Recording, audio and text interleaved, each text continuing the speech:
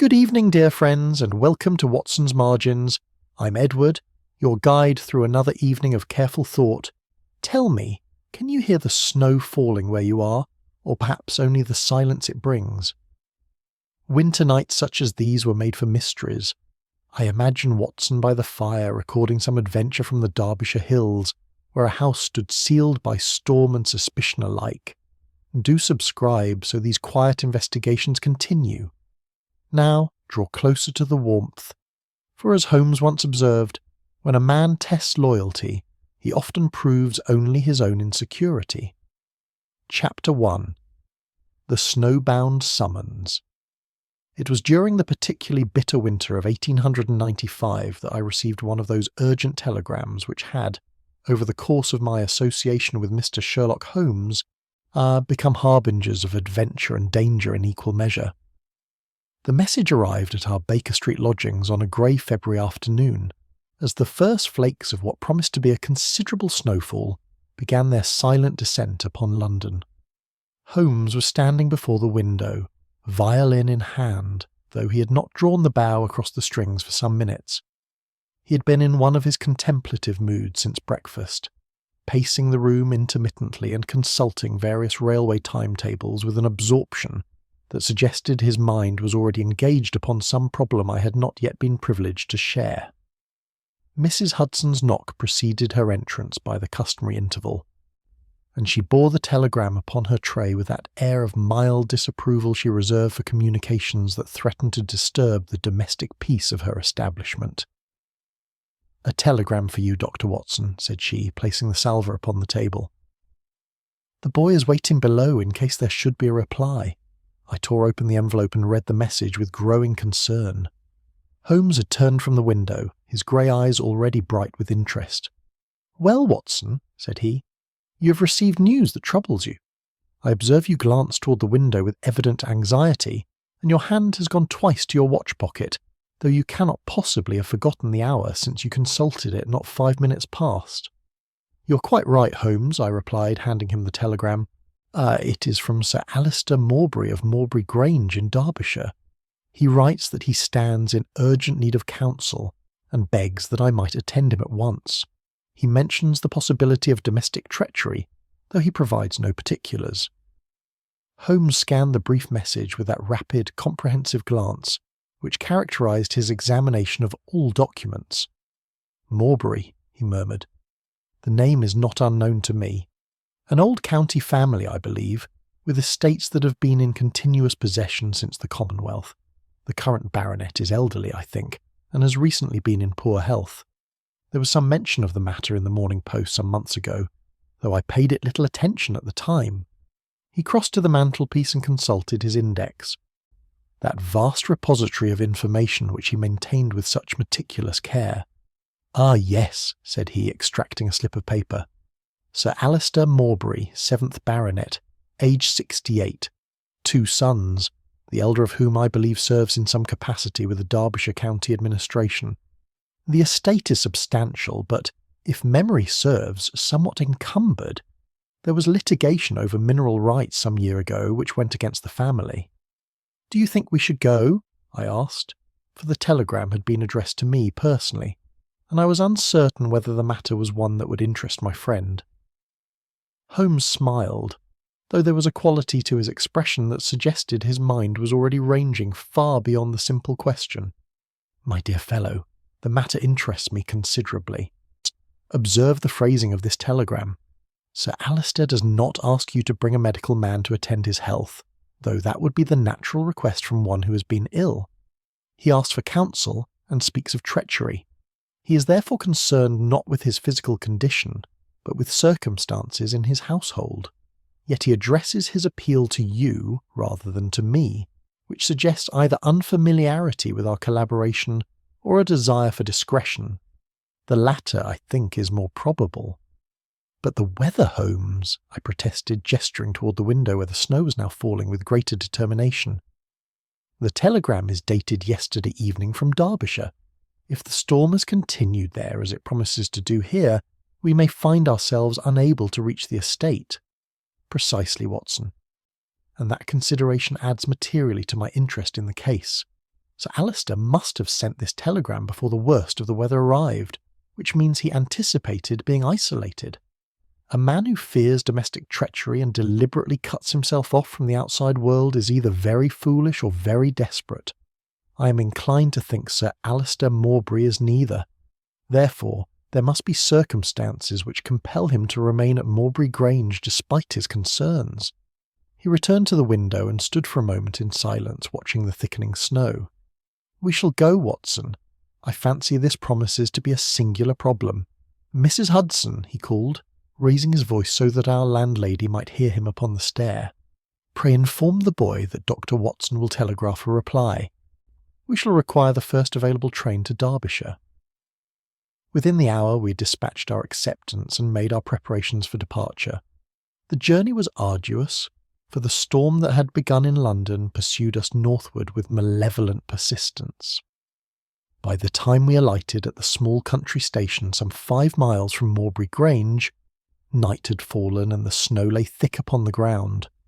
A closed carriage awaited us, sent by Sir Alister, and we were grateful for the heavy blankets provided against the bitter cold. The driver, a taciturn man muffled to the eyes against the wind, spoke only to warn us that the roads were nearly impassable, and that we should count ourselves fortunate to reach the Grange before the way was entirely blocked. "There'll be no coming or going after tonight, gentlemen," said he. "Not for days, I shouldn't wonder. The drifts are building something terrible in the hollows." Holmes received this intelligence with evident satisfaction, though he made no comment. I confess I felt a certain unease as our carriage laboured through the deepening snow, the horses straining against drifts that reached nearly to their haunches in places. The isolation that had troubled Sir Alister was now to be our own, and I could not suppress a feeling that we were being drawn into circumstances from which retreat might prove impossible. It was past 9 o'clock when we finally glimpsed the lights of Morbury Grange through the whirling snow.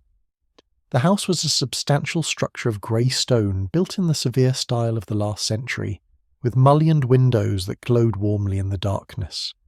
As our carriage drew up before the entrance, the great door opened and a figure stood silhouetted against the light within. Sir Alister Morbury himself had come to greet us. He was a tall man, spare of frame, with white hair and a face that bore the marks of recent illness. Yet his bearing was erect and his voice, when he spoke, was firm.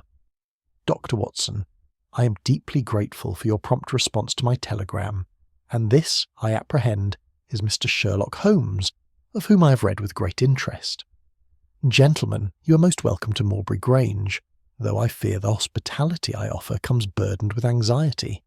Please come inside. There is much I must tell you, and I sense our time may be more limited than any of us would wish." We followed our host into a panelled entrance hall where a wood fire burned brightly. A middle-aged woman, whom I took to be the housekeeper, waited to relieve us of our snow-covered coats, and I caught a glimpse of other figures in the shadows beyond the firelight. The atmosphere of the house struck me at once as peculiar.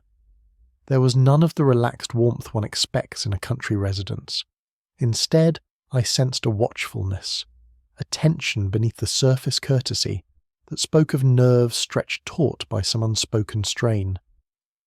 Holmes had already begun his silent observation, his keen eyes taking in every detail of the entrance hall, the disposition of the servants, the attitude of our host. When Sir Alister gestured for us to follow him to his private study, my friend's expression suggested that he had already formed certain preliminary conclusions about the household we had entered. Whatever crisis had prompted our summons to Morbury Grange, I realised with a curious mingling of anticipation and disquiet, we were now sealed within its walls until the storm should choose to release us. The game, as Holmes was fond of saying, was afoot. Chapter 2. A house sealed by weather. Sir Alister's study proved to be a comfortable chamber, lined with books and furnished in the solid manner of an earlier generation. A fire burned steadily in the grate, and upon a mahogany desk near the window lay an untidy array of papers which our host made some effort to organise as we entered. "Forgive the disorder, gentlemen," said he, gesturing toward 2 leather chairs positioned before the fire. I have been much occupied with affairs that require immediate attention, and my habits have grown somewhat lax during my recent indisposition."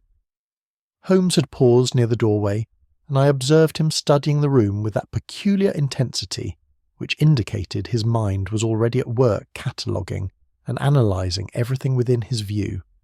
His gaze lingered for a moment upon the desk, then travelled to the window, which rattled faintly as a gust of wind drove snow against the glass. "The storm shows no sign of abating," remarked our host, following Holmes's glance. "My factor informs me that the road to the village is already impassable.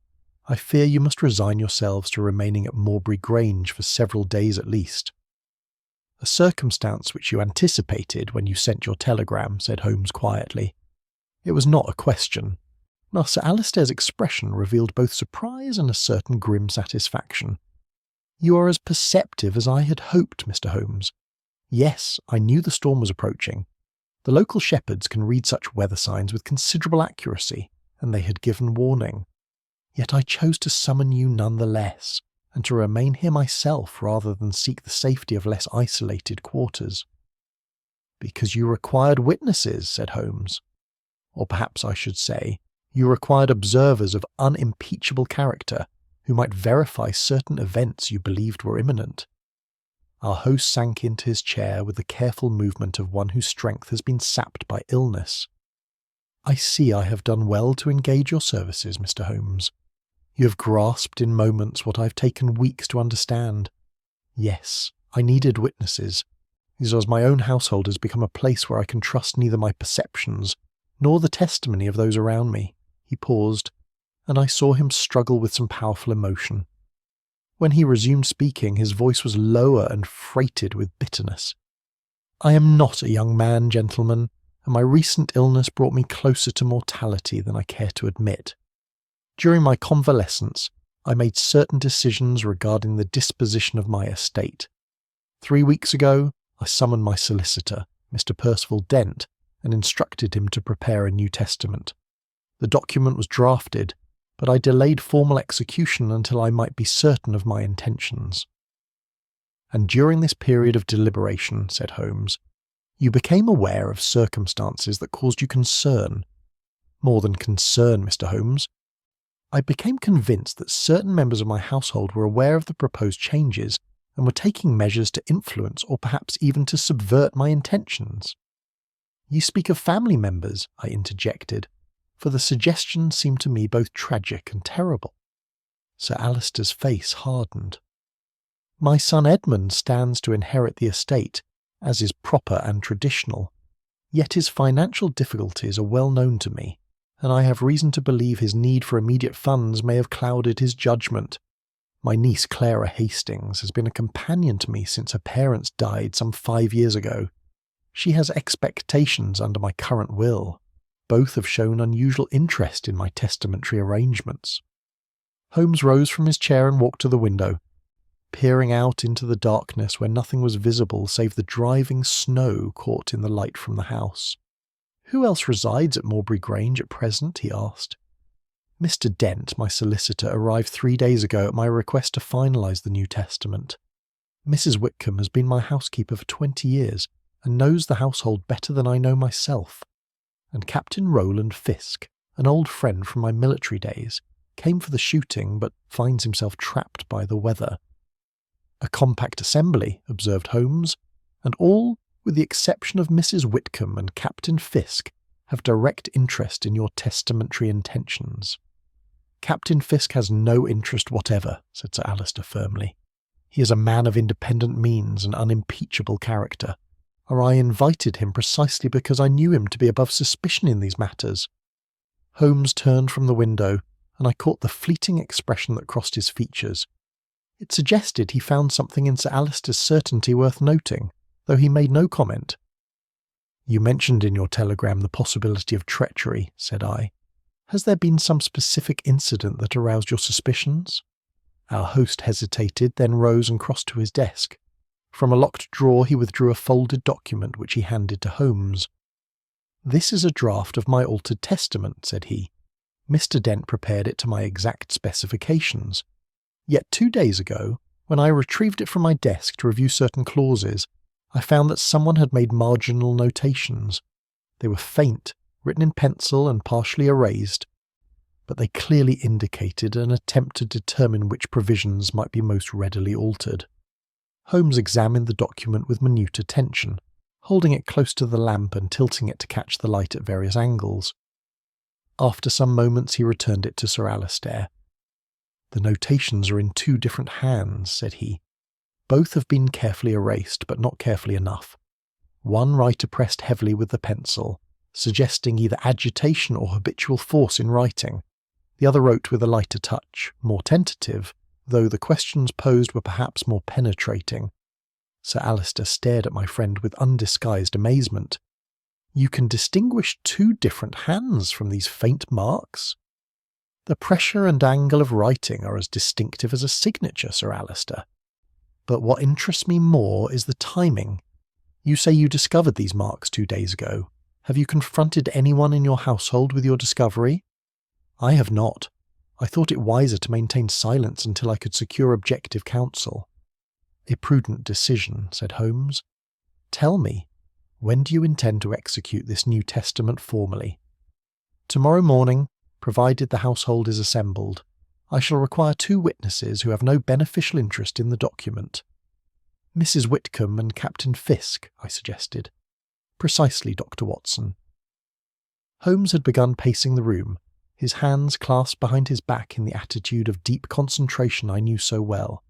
"I must ask you, Sir Alistair, to make one request of me. Tonight, at dinner, announce to your assembled household that you will execute your New Testament tomorrow morning, but that certain provisions have been further altered since Mr. Dent prepared the current draft. Do not specify the nature of these alterations. Simply make it known that changes have been made which will surprise at least some of those present." Our host regarded Holmes with troubled eyes. "You wish to provoke a response. I wish to observe how each member of your household reacts to uncertainty. Fear and hope are difficult to disguise, Sir Alistair, and they often drive men to reveal more than they intend." "Very well, Mr. Holmes. I shall do as you suggest, though I confess the prospect affords me little pleasure. These are people I have trusted, some for many years." "Trust," said Holmes gravely, "is a precious commodity, but it must be verified before it can be safely given, particularly where matters of inheritance are concerned." We rejoined the household in the drawing-room shortly before dinner was announced. The company had assembled in that uneasy manner which suggested they had been awaiting our appearance with mingled curiosity and apprehension. Edmund Morbury proved to be a man of perhaps 35, well-formed, but with a slightly harried expression of one whose responsibilities exceed his resources. He greeted us with careful courtesy, though I noted his eyes strayed repeatedly to his father during the introductions. Clara Hastings was a woman of quiet beauty, perhaps 30 years of age, with dark hair and grey eyes that held intelligence and something else I could not immediately define. Her manner towards Sir Alistair was attentive without being effusive, and she moved about the room with the ease of one long familiar with its arrangements. Mr. Percival Dent was a precise man of middle years, dressed in the sober black of his profession. He possessed that air of cautious discretion which solicitors cultivate, and his greeting, while proper, conveyed nothing of his private thoughts. Captain Fisk stood somewhat apart from the others, a bluff, weather-beaten man whose military bearing was still evident despite his years. He shook hands with genuine warmth and expressed his pleasure at meeting the famous Sherlock Holmes, though he admitted he had not followed our adventures in print. Mrs. Whitcomb appeared only briefly to announce that dinner was served, and I formed the impression of a capable woman grown grey in loyal service. The meal itself was well prepared but subdued in atmosphere. Conversation remained determinedly trivial, touching upon the weather, the state of the roads, and various matters of local interest. I observed that Holmes ate little and spoke less, though his eyes missed nothing of the interplay between the various members of the household. It was only when the covers had been removed and port circulated that Sir Alistair cleared his throat and addressed the company in tones that commanded immediate attention. "I have an announcement to make," said he, and the room fell into absolute silence. As you are all aware, I have recently prepared a New Testament. Tomorrow morning, in the presence of witnesses, I shall execute that document formally. However, I wish to inform you that certain provisions have been altered since Mr. Dent first prepared the draft. These alterations reflect my considered judgment on matters that concern this household materially. I will say no more tonight, except to add that not everyone present will be pleased with my final dispositions." The effect of these words was remarkable. Edmund's face paled, then flushed deeply. Clara's hand trembled slightly as she set down her glass. Mr. Dent maintained his professional composure, but I saw his jaw tighten. Even Captain Fisk shifted uncomfortably in his chair. Sir Alister rose from the table. "I bid you all good night. I shall retire to my study to secure the testament in my safe. Tomorrow will bring clarity to all questions." As our host departed, the remaining company sat in strained silence. It was Holmes who finally spoke, his tone deliberately light. "A remarkable snowstorm," said he. "I cannot recall when I last saw such weather. We are quite cut off from the world, are we not?" "Quite cut off," echoed Mr. Dent quietly. "No one can leave, and no one can enter."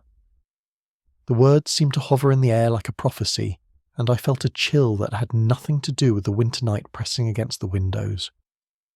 Chapter 3. The Sealed Study. The company dispersed shortly after Sir Alister's departure, each person retiring with their own thoughts to contemplate the implications of our host's announcement. Holmes and I were shown to adjacent chambers on the first floor, comfortable rooms that overlooked the front drive, though nothing could be seen through the windows save darkness and the ceaseless fall of snow. I'd been reading for perhaps an hour, finding concentration difficult, when I heard Holmes moving about in the next room. His restlessness did not surprise me, for I knew his mind would be active, sorting and analysing the various impressions we had gathered during the evening. I was on the point of extinguishing my lamp when a sound from below brought me instantly alert. It was not loud, but in the hushed silence of the house it carried with shocking clarity. A crash, heavy and sudden, followed by what might have been a cry or merely the scrape of furniture across wooden flooring. I seized my dressing gown and hurried into the corridor to find Holmes already there, fully dressed, with several other members of the household emerging from their rooms in various states of alarm. Edmund Morbury appeared first, I hastily buttoning his waistcoat. What was that noise? It came from my father's study, I'm certain of it. Clara Hastings came running down the corridor, her dark hair loose about her shoulders and a lamp clutched in her hand. "Sir Alister," she gasped. "Something has happened to Sir Alister." We descended the stairs in a confused group, joined by Captain Fisk, who had thrown a military greatcoat over his nightshirt, and by Mr. Dent, who alone appeared to have been still fully clothed. Mrs. Whitcomb emerged from the servants' quarters, her face creased with worry. The study door was closed, and no light showed beneath it. Edmund tried the handle and found it locked. "Father," he called, pounding upon the panels. "Father, are you well? Answer me." Silence answered him. Holmes stepped forward and bent to examine the keyhole, then pressed his ear against the door for a long moment. "I can hear nothing," said he, straightening. "The door must be forced. Captain Fisk, you appear to be a man of robust constitution. Would you assist Mr. Morbury?" The two men applied their shoulders to the door, and after 3 attempts the lock gave way with a splintering of wood. We crowded into the doorway, and the sight that met our eyes drove every other thought from my mind. Sir Alister lay upon the floor beside his writing desk, one arm outflung and his face turned toward us. He was unconscious but breathing, and I hurried forward to attend him, while the others stood frozen in the doorway.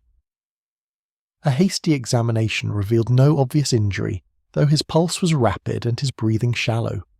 "He has suffered some kind of shock," I announced. "Help me move him to the sofa. Gently now." As Edmund and Captain Fisk lifted Sir Alister between them, I became aware that Holmes had not entered the room but remained in the doorway, his keen eyes sweeping across every detail of the scene. Only when our host had been made comfortable and I had loosened his collar did Holmes finally step across the threshold, moving with the careful deliberation of a man treading upon sacred ground. The study presented a curious picture. The fire in the grate had burned very low, leaving the room chill despite the recent warmth that must have prevailed earlier in the evening. Upon the desk lay an oil lamp still burning, and scattered papers which I recognised as the testament Sir Alistair had shown us. The safe, a substantial iron box built into the wall behind the desk, stood open, or its door swung slightly as a draught moved through the room. Holmes crossed to the safe and examined it minutely without touching anything. "The testament is here," said he quietly. "But observe, Watson, certain pages appear to have been disturbed." I moved to his side and saw what he meant. The document lay partially unfolded, and several clauses bore what appeared to be fresh ink marks, amendments, or alterations written in a hand that struck me as uncertain, perhaps hurried. "Someone has tampered with the will," said Edmund, his voice shaking with anger or perhaps fear. "While my father lay unconscious, someone altered the provisions." "That would appear to be the natural conclusion," said Holmes, though his tone suggested he found nothing natural about the situation whatever. He turned his attention to the window, which looked out upon the same prospect of snow and darkness that we had observed from upstairs. Moving closer, he examined the frame and the latch with minute care. "This window is secure," he announced. "The latch is fastened from within, and I see no signs of disturbance. Moreover, observe the snow upon the sill outside. It lies smooth and undisturbed. No one has approached this window from without." "Then how did the intruder enter?" demanded Captain Fisk. "The door was locked from the inside. You saw yourself that the key remains in the lock." Holmes turned to regard the door, which stood ajar with the key still protruding from the inside lock. "So I did, Captain. A most interesting circumstance." Mr. Dent had remained near the doorway, and I saw him studying the testament from a distance with the concentrated attention of one who reads meaning in every word and comma. "The alterations as to clauses 3 and 7, said he. "Both concern the disposition of certain properties and the establishment of trusts. The changes are not extensive, but they are material. I can say with certainty that these amendments were not present when I left Sir Alistair in possession of the document earlier this evening." "At what hour did you last see Sir Alistair?" asked Holmes. "Shortly after 10 o'clock. He dismissed me, saying he wished to review the document in private before securing it in the safe for the night." Holmes consulted his watch. "It is now 12 minutes past midnight. The household retired at varying times, but all were presumably in their chambers by 11 o'clock. "I came upstairs at 10:30, said Clara quietly. She had wrapped a shawl about her shoulders and stood with her arms crossed, as though warding off a chill that had little to do with the temperature of the room. "I heard no sounds from the study after that time." "And you, Mr. Morbury?" Holmes inquired. Edmund hesitated. "I confess I remained in the library until nearly 11. I was troubled by my father's announcement and sought to distract myself with reading. The library adjoins this room, but I heard nothing unusual." Holmes had returned his attention to the desk, and he now bent to examine the blotter and the ink bottle that stood beside the lamp. "The ink bottle is capped," he observed, "yet there is fresh ink upon the blotter, and the amendments to the testament are written in ink that appears scarcely dry." He straightened and walked slowly about the room, pausing at the fireplace to stir the ashes with the poker. "The fire has burned very low," he murmured, half to himself. "Yet there is evidence it was recently supplied with fresh coal. The scuttle here is fuller than one might expect if it had been in use all evening." "What can you mean, Holmes?" I asked, for his observations seemed to me disconnected and without clear purpose. "I mean, Watson, that this room presents us with a series of contradictions: a locked door with the key on the inside, a window secure and undisturbed, an unconscious man who bears no marks of violence, a document altered while no one could have entered or departed, and various details of the room itself that do not accord with the natural sequence of events we have been invited to believe." Sir Alistair stirred upon the sofa and groaned faintly. I returned to his side and found his eyes fluttering open. He stared up at me with confusion that gradually resolved into recognition. "Dr. Watson," he whispered, "what has happened?" "I remember. I was reviewing the testament. There was a sound, I think, or perhaps a shadow. Then nothing." "Do not trouble yourself now, Sir Alistair," said I. "You have suffered some kind of shock, but you appear to be recovering. Can you tell us anything of what occurred before you lost consciousness?" He struggled to sit upright, and I helped him into a more comfortable position. "I was alone," he said slowly. "I am certain I was alone. I locked the door myself after Mr. Dent departed. I wished for privacy while I considered my final decisions regarding the testament. I remember sitting at my desk reading through the clauses. The fire was burning well and I felt warm, almost drowsy. Then—" He paused, his brow furrowed with the effort of recollection. "I cannot say what happened next. My memory ends, and I find myself here with all of you standing about me.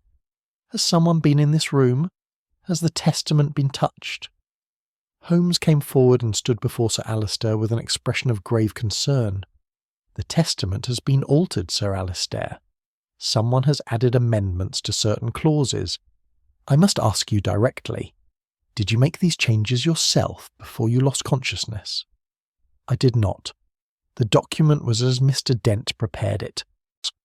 Reflecting my final intentions. If changes have been made, they were made without my knowledge or consent." A heavy silence descended upon the room. Edmund had gone very pale, and I saw his hands clench at his sides. Clara moved closer to the sofa, her eyes fixed upon Sir Alistair with an expression I could not read. Mr. Dent stood rigid, his professional composure barely masking some deeper agitation.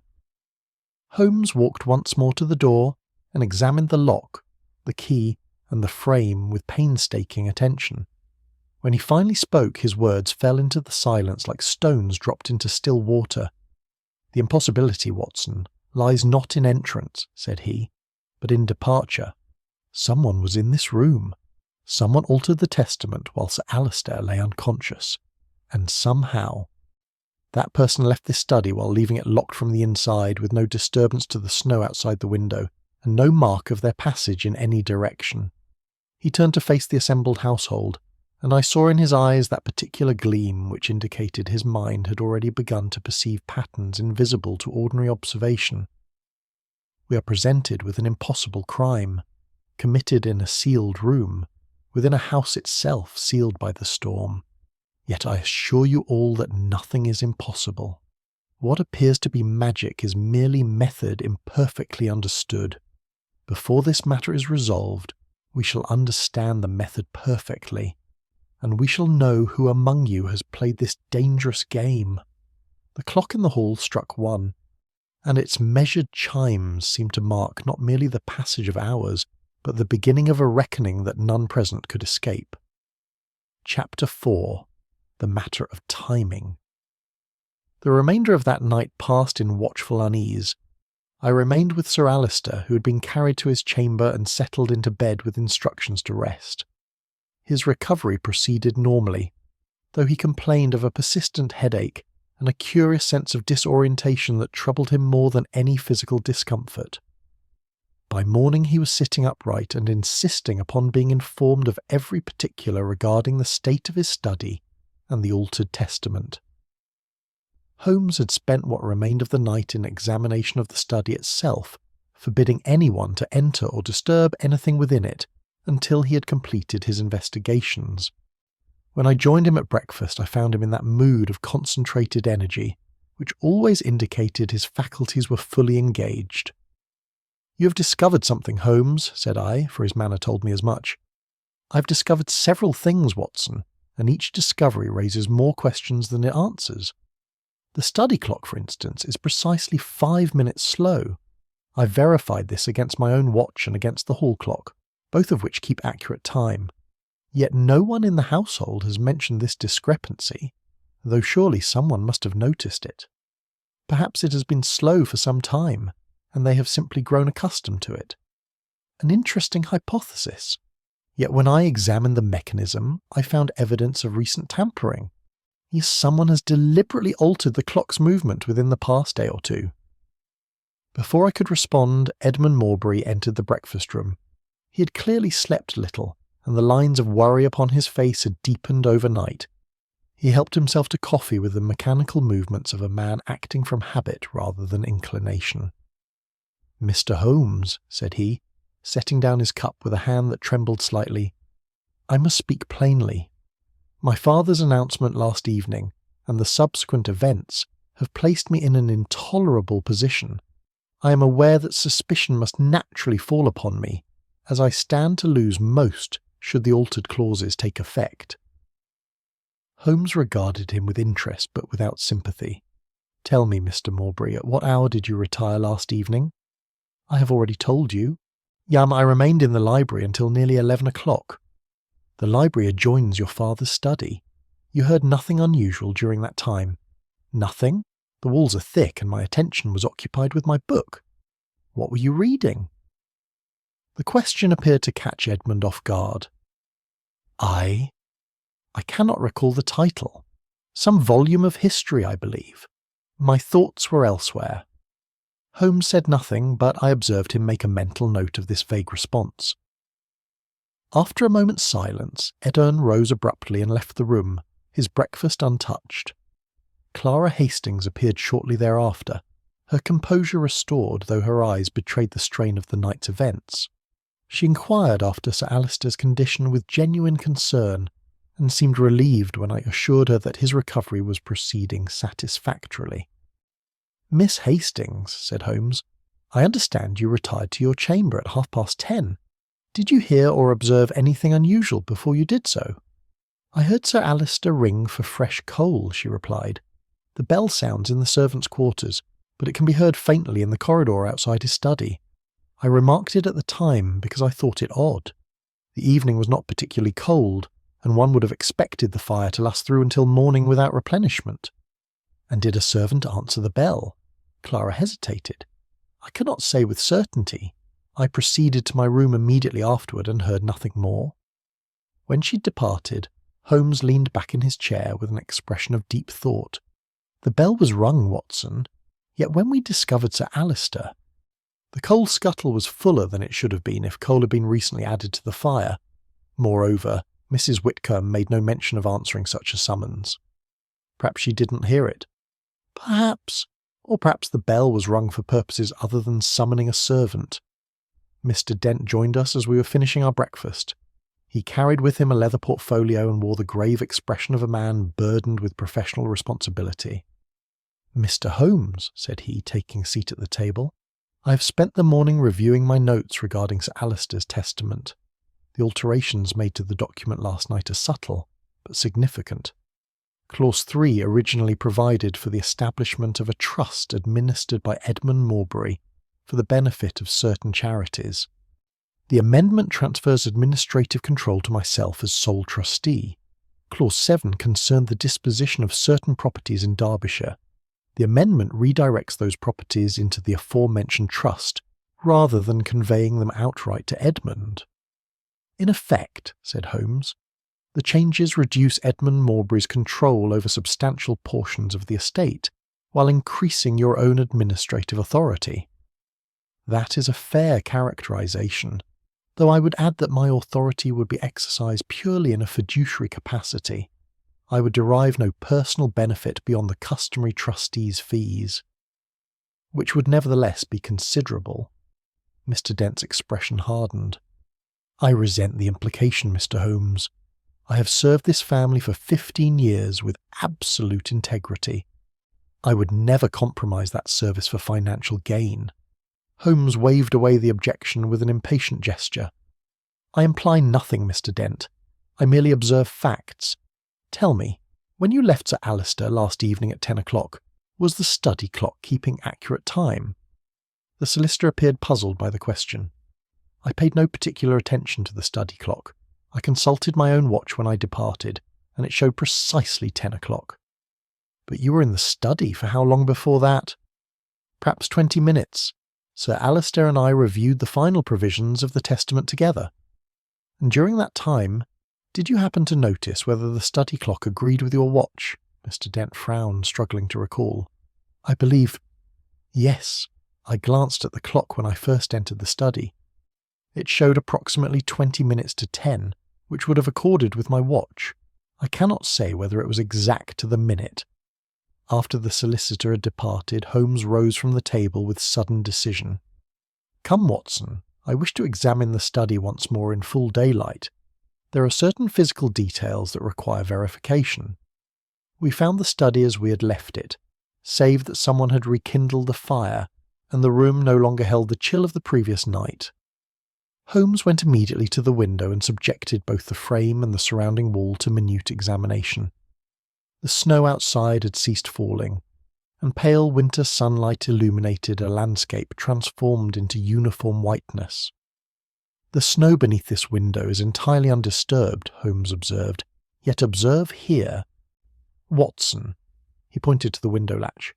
The frost that accumulated on the interior of this metal fastening has been disturbed, not from the outside as would occur if someone had attempted to open the window from without, but from the inside. Someone touched this latch recently, and the warmth of their hand melted the frost. But to what purpose, if they didn't open the window? That is precisely the question we must answer. Why would someone handle this latch without opening the window? Or perhaps I should ask, when might one touch a window latch while the window itself remains closed? He moved next to the fireplace and used the poker to shift the ashes, examining them with the same painstaking care he had displayed during the night. The coal in this grate did not all burn together, he announced. The lower layer has been burning for many hours, but the upper layer is more recent. Someone did add coal to this fire, but not when Miss Hastings heard the bell ring. The addition was made earlier, possibly much earlier. I struggled to perceive the significance of these observations, but Holmes had already turned his attention to the desk. The testament lay where we had left it, and Holmes studied the amended passages with a magnifying lens he produced from his pocket. The ink used for these amendments does not match the ink in the bottle upon this desk, said he. The colour is subtly different, and the flow characteristics are not identical. Someone brought their own ink to make these alterations, or used ink from another source within the house. But who could have done so, Holmes? The door was locked from within. The window shows no sign of entry. How could anyone have entered this room? Holmes straightened and regarded me with that penetrating gaze which always made me feel he was reading thoughts I had not yet fully formed myself. You pose the wrong question, Watson.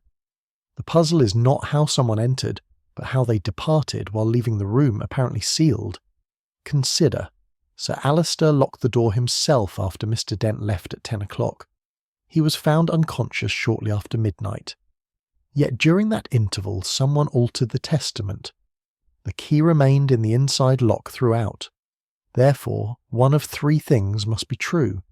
Either Sir Alister admitted someone, and subsequently lost all memory of having done so, or someone possessed means to unlock and relock the door from outside without removing the key. Or... He paused, and I saw that curious smile which indicated he had perceived something of vital importance. Or the entire sequence of events we have been invited to believe is false in some fundamental particular. The question is not when the alterations were made, Watson, but whether they were made at the time and in the manner we have been led to assume. A knock at the door interrupted this discourse, and Mrs. Wickham entered with a message that Sir Alister wished to see us in his chamber. We found our host sitting in a chair by his window, wrapped in a dressing gown and looking considerably restored. "Gentlemen," said he, "I've spent the morning attempting to reconstruct the events of last evening, but my memory remains frustratingly incomplete. I recall reviewing the testament. I recall the warmth of the fire and a sensation of drowsiness. Beyond that, nothing until I awoke to find you all standing over me. Have you made any progress in determining who could have altered my will?" "Progress, yes," said Holmes carefully, "though the picture is not yet complete. Tell me, Sir Alister, are you certain you made no alterations to the testament yourself before you lost consciousness?" Our host's expression grew stern. "I am absolutely certain. The document was exactly as Mr. Dent prepared it, reflecting my intentions without deviation." And those intentions were to reduce your son's control over the estate while increasing the administrative authority of your solicitor. They were nothing of the kind, Sir Alister's voice rose with indignation. Young Edmund was to retain full control of the estate with certain charitable obligations. Mr. Dent's role was purely advisory. The changes I had Mr. Dent draft were designed to protect Edmund from his creditors while ensuring the estate remained intact. If the testament now reads differently, then someone has subverted my intentions entirely. Holmes and I exchanged glances. The implications of Sir Alister's statement were profound and troubling. Then we're dealing with something rather more serious than a simple alteration of provisions, said Holmes quietly. We are dealing with an attempt to substitute an entirely different disposition of your estate under colour of your authority. And that, Sir Alister, constitutes not merely family intrigue, but actionable fraud. Chapter 5. What was seen? Holmes's approach to the investigation underwent a subtle but significant shift following our interview with Sir Alister. Rather than gathering the household together for collective questioning, he elected to speak with each person privately, and he instructed me to attend these interviews as both witness and observer of reactions that might escape verbal testimony. The difficulty, Watson, said he as we prepared for the first interview, is that everyone naturally assumes I wish to establish what they did during the critical hours. This leads to defensive statements, carefully constructed alibis, and the concealment of inconvenient facts. Instead, I shall ask what each person observed. A man may lie about his own actions with facility, but he finds it considerably more difficult to fabricate consistent observations about others. Mrs. Whitcomb was summoned first. She entered the drawing-room where we had established ourselves with the dignified composure of a woman accustomed to managing difficult situations with discretion. Holmes gestured for her to be seated and adopted a tone of gentle inquiry rather than interrogation. "Mrs. Whitcomb," said he, "you have served this household for many years and know its rhythms better than anyone. I wish to ask you not about your own movements last evening, but about what you may have observed of others." The housekeeper relaxed visibly. "I shall help in any way I can, Mr. Holmes. Indeed, it grieves me to think that such wickedness has entered this house. Did you answer Sir Alister's bell when he rang for coal last evening?" She looked surprised by the question. "Sir Alister rang no bell that I heard, Mr. Holmes. I was in the servants' hall until 10:30, and I can say with certainty that no summons came from the study. If he required coal, he made no request for it through proper channels." "Yet Miss Hastings distinctly heard the bell ring at some time before 10:30. Mrs. Whitcomb frowned. "Then perhaps young Thomas answered it without informing me, though that would be most irregular. The footman is new to service and may not understand proper procedure. I shall speak with Thomas presently. Tell me, did you observe Mr. Edmund Morbury's movements during the evening?" "I saw Mr. Edmund enter the library at approximately 9:30. I was crossing the hall at the time and noticed him carry in a lamp, as the library had not been prepared for use that evening." "He carried in his own lamp rather than requesting one be lit for him?" "Yes, sir, which struck me as unusual, for Mr. Edmund is generally particular about such matters. A gentleman does not carry his own lamp when servants are available to perform such offices." Holmes made a note of this observation. "And did you see or hear Mr. Edmund leave the library at any point before the disturbance?" "I cannot say, Mr. Holmes. I retired to my own room at 10:30, and heard nothing more until the commotion brought me from my bed. One final question, Mrs. Whitcomb. The coal scuttle in Sir Alister's study was unusually full when we discovered him. Do you know when it was last replenished?" "I had it filled myself yesterday afternoon, sir, during my regular rounds. It should have lasted through the night easily, as Sir Alister does not keep an extravagant fire." When the housekeeper had departed, Holmes turned to me with an expression of quiet satisfaction. "We begin to perceive the outline of deception, Watson. The bell that Clara Hastings heard was not answered because no servant heard it. Yet the coal scuttle was full, suggesting no coal was actually needed. Why ring for coal that is not required and that no one brings? Perhaps Clara was mistaken about what she heard. Perhaps. But I think not. We shall test that hypothesis presently." Clara Hastings entered next, and I observed that she had regained much of her composure since the morning. She seated herself with quiet grace and folded her hands in her lap, meeting Holmes's gaze directly. "Miss Hastings," began Holmes, "you mentioned hearing Sir Alister ring for coal last evening. I wish to understand precisely what you heard and when." "It was shortly after 10 o'clock, she replied. "I was preparing to retire and was in the corridor outside my chamber when I heard the bell. It rings in the servants' quarters, as you know, but the sound carries faintly to the upper floors." "You're certain it was the study bell?" "I assumed it was, as Sir Alister had announced his intention to work there. I cannot swear to it absolutely, but it seemed the natural conclusion."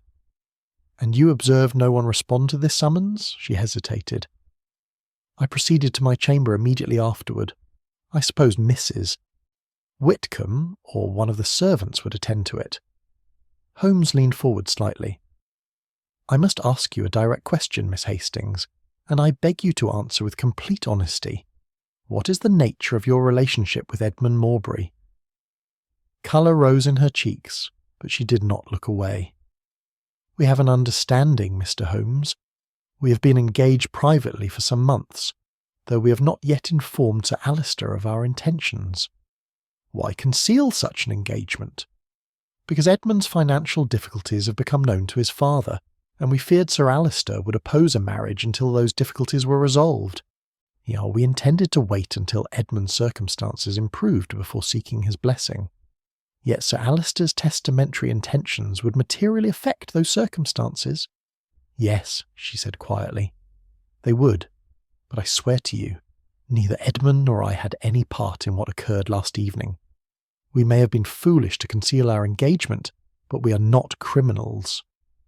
After she'd withdrawn, Holmes rose and paced to the window. "An engagement concealed creates a shared motive, Watson. If Edmund were to be disinherited, Clara's prospects would diminish considerably. Yet I am inclined to believe her protestation of innocence, or at least her belief in Edmund's innocence." Captain Fisk proved a straightforward witness. He had retired early, having consumed rather more port than was his custom, and had heard nothing until the general alarm. However, he offered one observation that Holmes seized upon with interest. "I saw Dent in the corridor," said the captain, "some time after dinner. He was carrying papers, and he appeared to be heading toward the library rather than to his own chamber. I thought nothing of it at the time, as solicitors are forever shuffling documents about, but you asked what I observed, and I observed that." "At what hour was this?" "Shortly before 10 o'clock, I should think. I had just come from the drawing-room and was making my way to bed." When Holmes interviewed Mr. Dent regarding this observation, the solicitor's response was measured and precise. "I did indeed visit the library briefly," said he. "I had forgotten certain precedents I wished to verify regarding trust administration. Sir Alister has an excellent legal library, and I consulted several volumes before retiring. There is nothing sinister in a solicitor conducting research pertinent to his professional duties. At what hour did you leave the library?" "I cannot say with precision. Perhaps 10:30.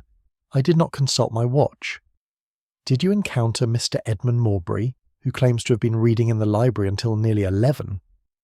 A flicker of something passed across Mr. Dent's features. "I did not. The library was empty when I entered, and empty when I departed." Holmes dismissed the solicitor with thanks and immediately summoned Edmund Morbury for a second interview. The younger man entered with visible reluctance, and his manner had grown defensive. "Mr. Morbury," said Holmes without preamble, "Mr. Dent states that he visited the library between 10 o'clock and past, and that it was unoccupied. Yet you claim to have been reading there until nearly 11. How do you account for this contradiction?" Edmund's face paled. I must have stepped out briefly. Perhaps I went to my chamber to fetch something. I cannot recall every movement with precision."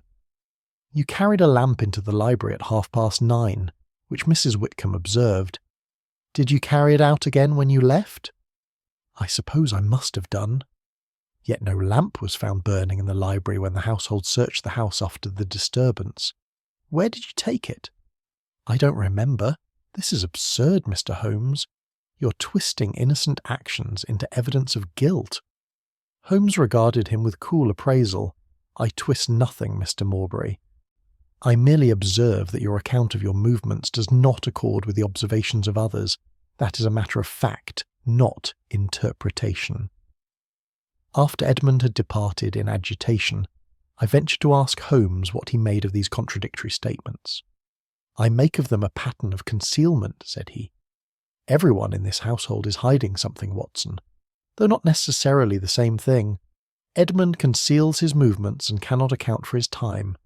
Dent was in the library at precisely the hour when Edmund claims to have been there, yet they did not encounter each other.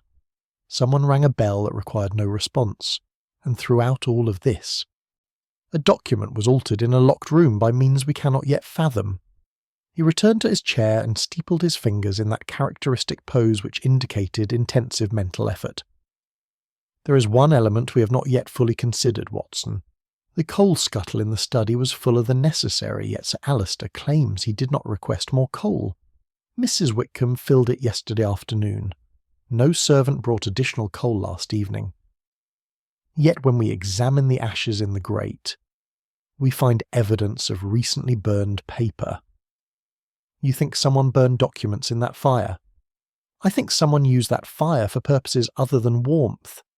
But the critical question is when. If Sir Alister did not burn papers himself, then someone else had access to that study before the apparent incident, and that access suggests premeditation rather than opportunistic action." He rose abruptly and moved to the bell pull. "Send for young Thomas, the footman. I wish to know whether he answered any summons from the study last evening." The footman, when he appeared, proved to be a nervous young man scarcely 20 years of age. His answers came haltingly, but their substance was clear enough. He had heard no bell from the study. He had brought no coal to any room after dinner.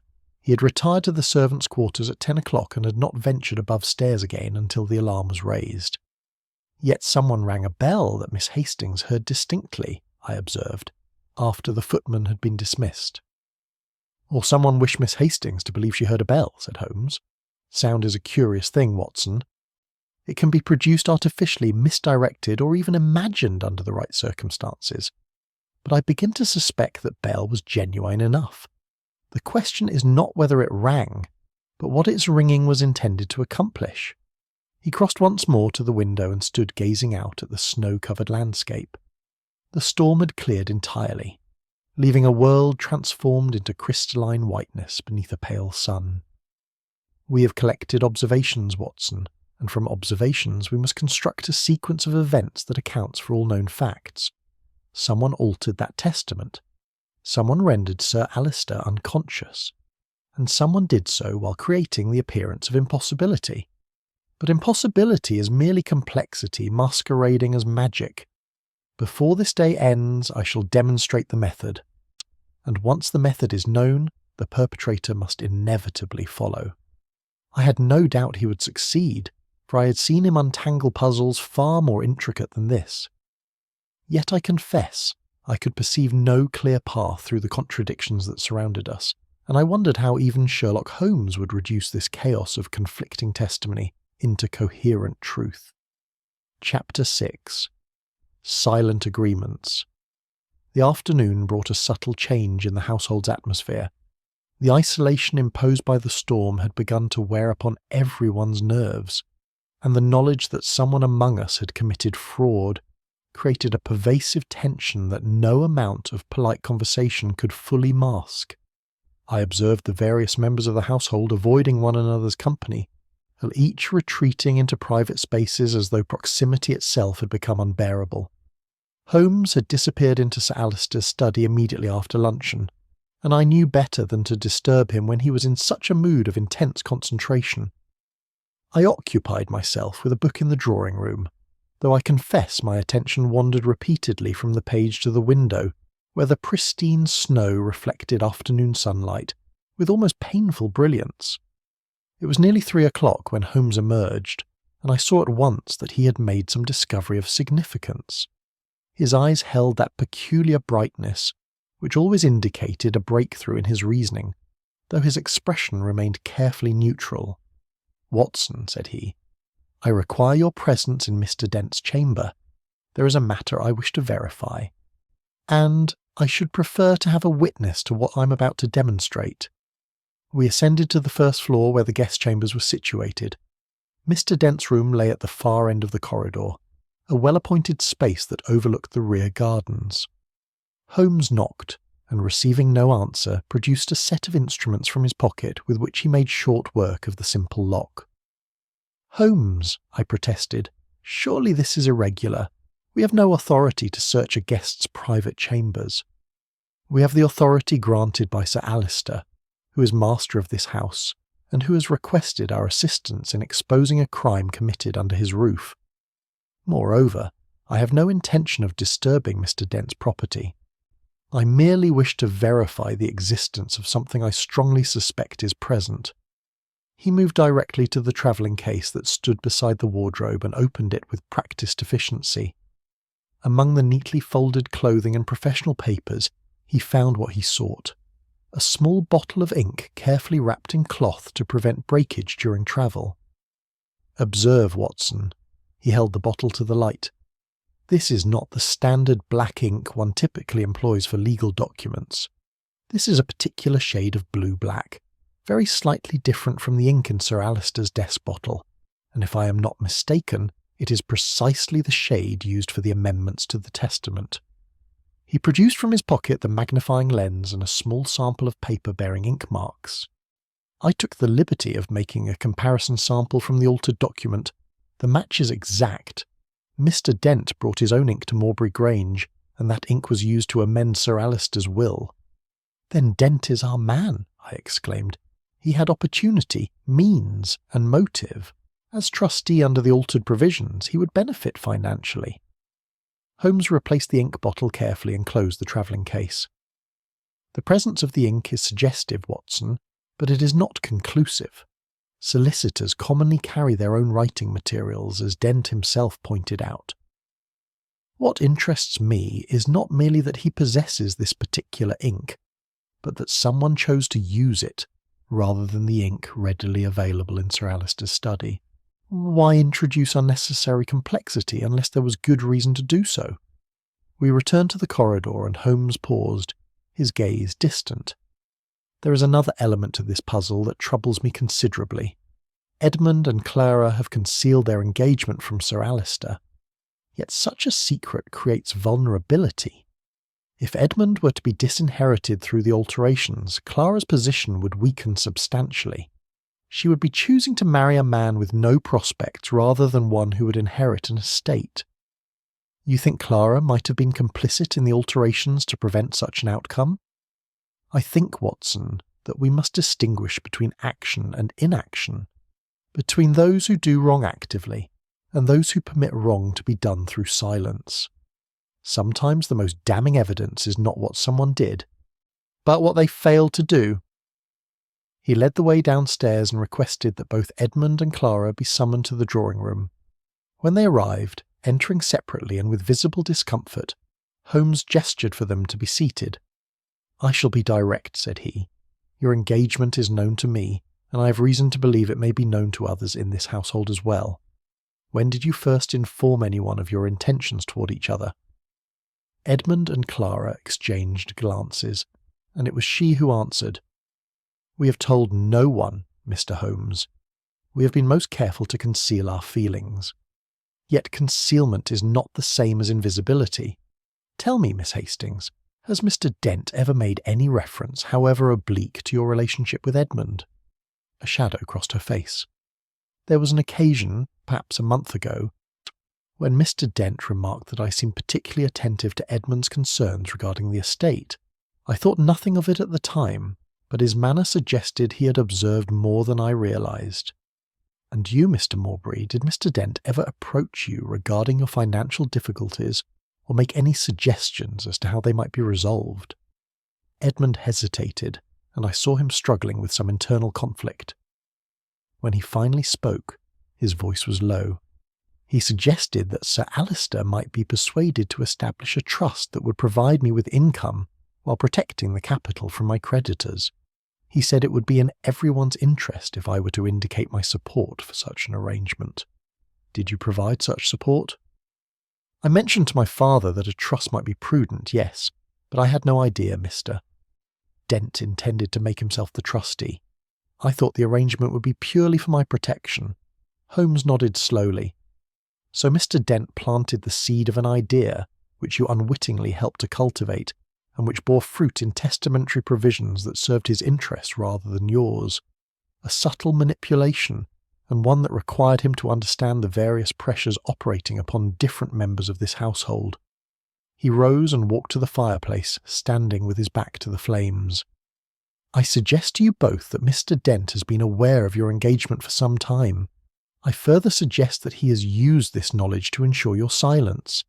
If the alterations to the testament became known, Edmund, suspicion would naturally fall upon you as the one with most obvious motive, and you, Miss Hastings, would be implicated by association. Neither of you could speak against the alterations without exposing your own secret and inviting scrutiny of your motives. Clara had grown very pale. Are you saying Mr. Dent altered the testament and relied upon our silence to shield himself from suspicion? I am saying that the pattern of deception in this house involves not conspiracy, but coordination. Someone relied upon another's silence. Someone understood that certain individuals would not speak out even when they suspected wrong, because speaking would expose them to danger. Edmund stood abruptly. If you believe Dent is responsible, why not confront him directly? Why this elaborate examination of everyone's secrets and silences? Because, Mr. Morbury, I am not yet certain who altered the testament or how they accomplished it. I know only that the evidence points in certain directions, and that several members of this household had both motive and opportunity. Before I make any accusation, I must understand not merely what occurred, but how it was physically possible. After they had departed, Holmes returned to his chair with an expression of deep thought. We begin to perceive the architecture of deception, Watson. Dent knew of Edmund and Clara's engagement. He understood Edmund's financial pressures. He proposed a solution that appeared to benefit Edmund while actually serving his own interests. And he relied upon the fact that Edmund and Clara would remain silent rather than expose themselves to scrutiny. But how does this explain the locked room? How could Dent have altered the testament when Sir Alistair was alone in his study with the door secured from within? That, my dear fellow, is precisely the question we must answer, and I believe the answer lies not in any single element we have observed, but in the relationship between multiple elements: the slow clock, the disturbed window frost, the bell that rang without purpose, the coal that was not requested but was somehow relevant, the burned papers in the grate. Each of these details appears minor when considered in isolation, but together they form a pattern. He steepled his fingers and closed his eyes. Consider this scenario, Watson. Suppose Sir Alistair himself altered the testament, not last night, but earlier.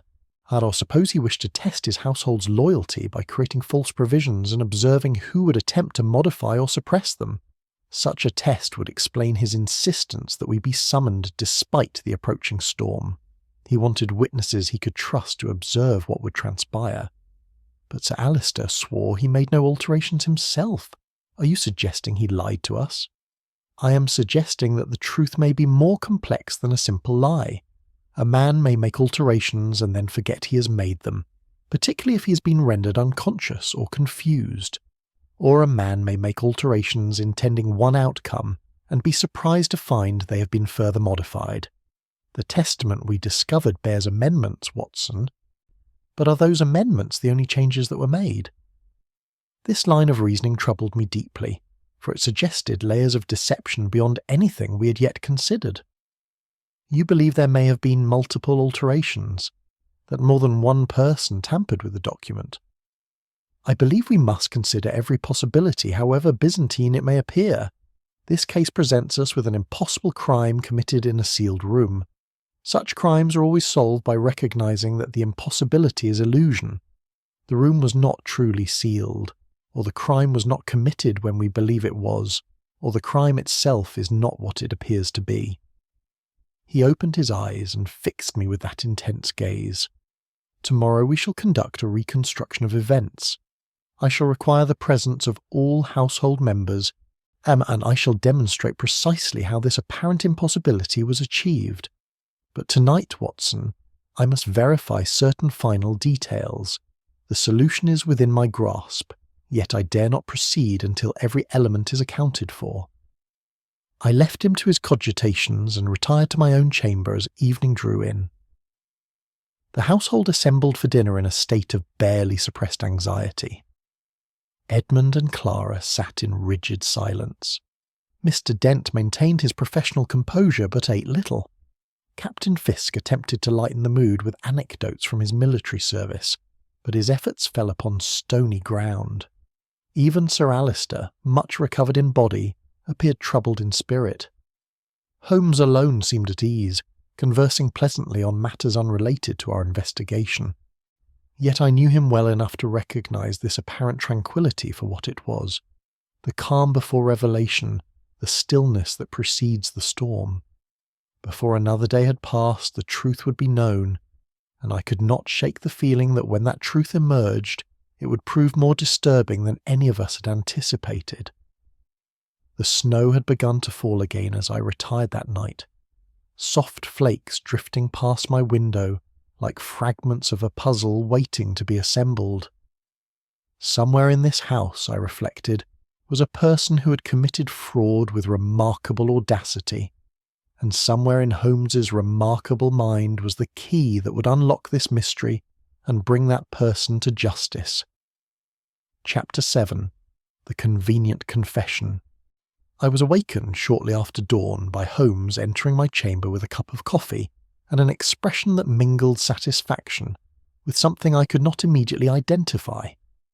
He drew back the curtains to reveal a morning of exceptional clarity, the storm having passed entirely during the night. "The roads will be passable by afternoon," said he, setting the cup upon my bedside table. "I have sent word to the village that Inspector Hopkins should make his way here as soon as may be practicable. We shall have need of official authority before this matter concludes." "You have solved it, then?" I asked, sitting upright with sudden alertness. "I have solved what can be solved with the evidence presently available. Whether that constitutes the entirety of the truth remains to be seen. Come, Watson, dress quickly. I wish to examine the study once more before the household stirs." Within 20 minutes we stood again in Sir Alister's study, the morning light streaming through the windows and illuminating details that had been obscured by lamplight during our previous examinations. Holmes moved methodically about the room, pausing at the desk, the fireplace, and finally the window where he had noted the disturbed frost on the latch. "The frost has reformed during the night," he observed, "but you can see here where it was previously melted and has frozen again with a different pattern. Someone touched this latch within the past 48 hours, Watson, and the warmth of their hand left a mark that cannot be entirely erased." He turned his attention to the coal scuttle, which someone had refilled during the previous day. "Mrs. Whitcomb is admirably efficient. Yet observe the ashes in the grate. They have not been cleared away, and if we examine them carefully, we can perceive the remnants of burned paper among the coal ash. Not common paper, but something finer in quality. Perhaps document paper or personal stationery." Using the fire tongs, he extracted a fragment no larger than my thumbnail from among the ashes. The edges were charred black, but a few words remained partially legible in what appeared to be Sir Alister's hand.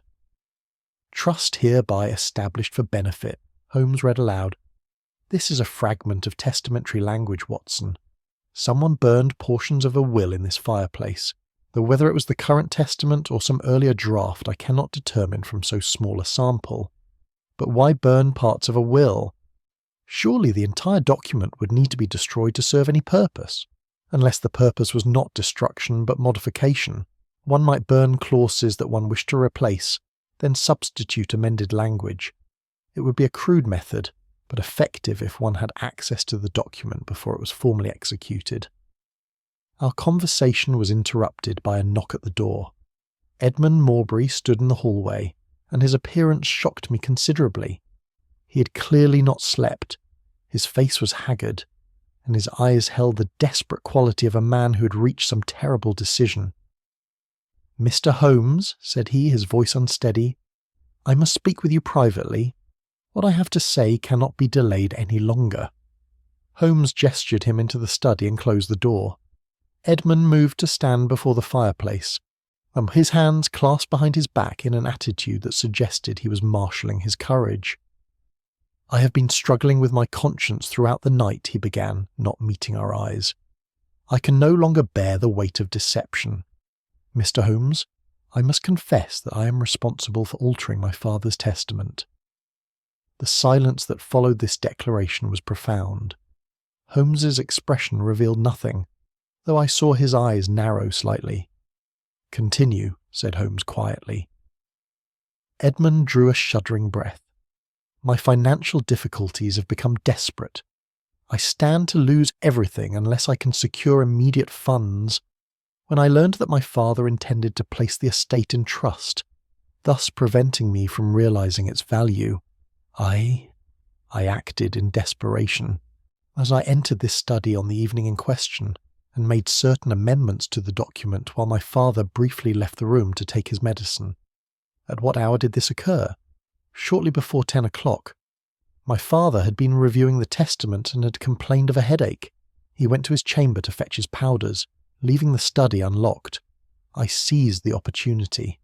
The alterations took only minutes to accomplish. Using what ink? Edmund hesitated.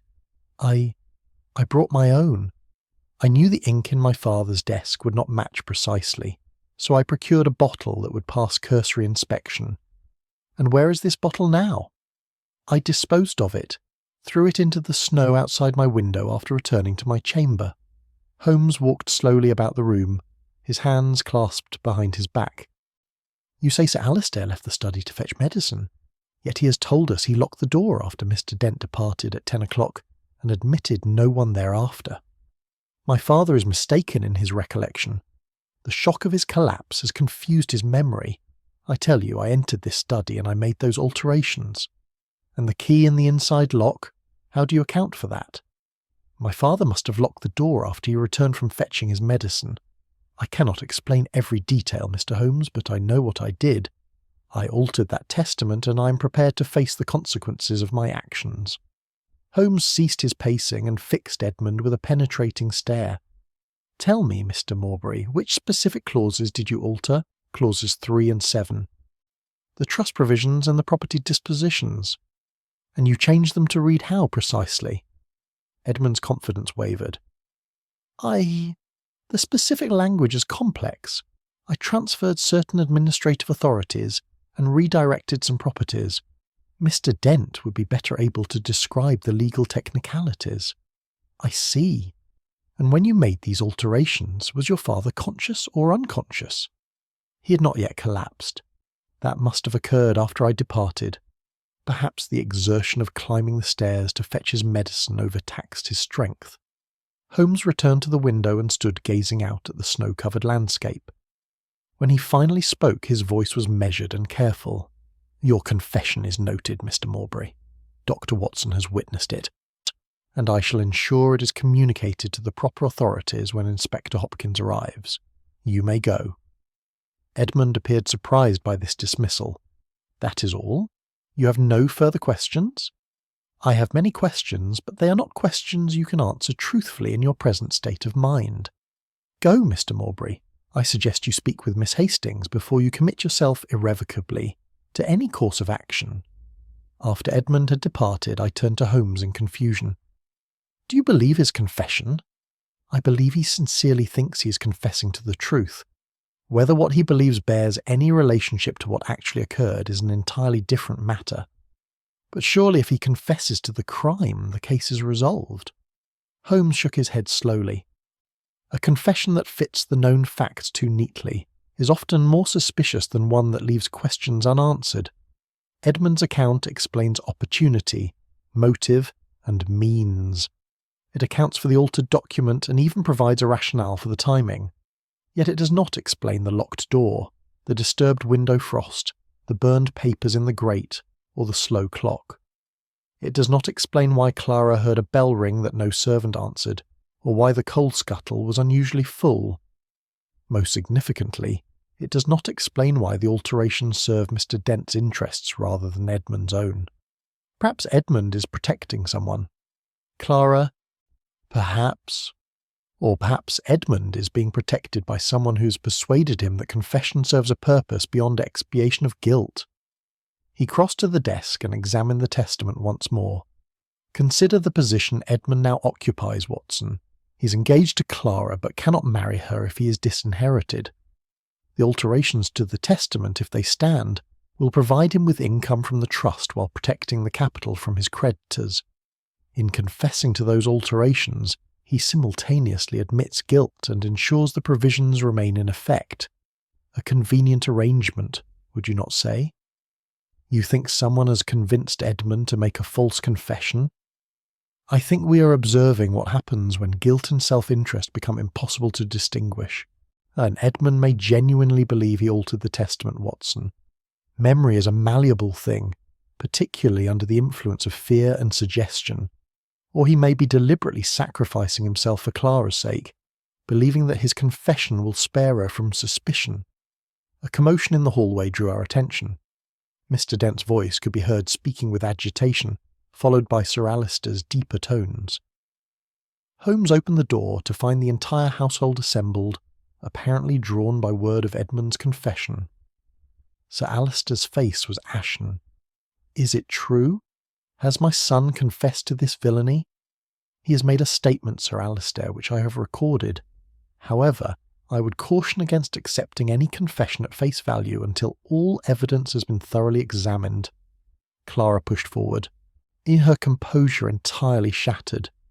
Edmund would never do such a thing. If he has confessed, it is because he believes he is protecting me. Mr. Holmes, you must not allow this to proceed. Whatever he has said, it is not the truth. Miss Hastings, said Holmes gently, I am aware that Mr. Morbury's motivations are complex. You may rest assured that before any charges are formally brought, I shall satisfy myself that I understand precisely what occurred, and who bears responsibility for it. Mr. Dent stepped forward, his professional manner firmly in place. If Edmund Morbury has confessed to altering his father's testament, then the matter is clear. The confession must be investigated by proper authorities, and the document must be set aside pending legal proceedings. I shall prepare the necessary papers immediately. That will not be necessary, Mr. Dent, said Holmes coldly. No papers will be prepared until Inspector Hopkins arrives, and I have completed my reconstruction of events. I suggest you all return to your chambers and await further instructions. This matter is far from resolved, despite appearances to the contrary.